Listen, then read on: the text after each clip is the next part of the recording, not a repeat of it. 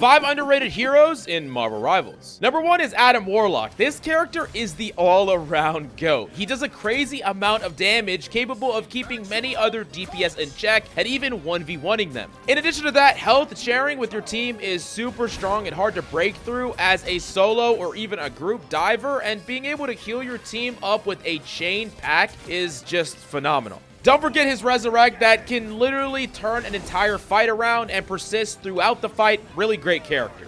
Number 2 is Thor. A lot of people thought he was terrible at the beginning of Marvel Rivals, but he's actually a really great secondary tank option. He's really good at stopping divers, dominating the back line, and generally being a great number 2 to a tank that gets to stay on point. Because of his great mobility, you have a lot of outplay potential, and I think he's the best solo carry tank in the entire game. Number 3 is Iron Man. This character is really good versus diver comps, tank heavy comps, and support heavy comps. While he does struggle against characters like Punisher and Hela, against Iron Fists and Moon Knights and Squirrel Girls and all these random compositions, Iron Man is going to just completely feast uncontested. And I really do think he's a great DPS to at least know how to play, so you can whip him out in those specific situations. And number 4 is Loki, a character that is often overlooked compared to many of the other supports. His heal is basically anti-dive, just gonna get you to full and make you almost impossible to burst through. Not to mention, it's really tricksy what you can do with this character, copying ultimates of your teammates or enemies and using them on the enemy.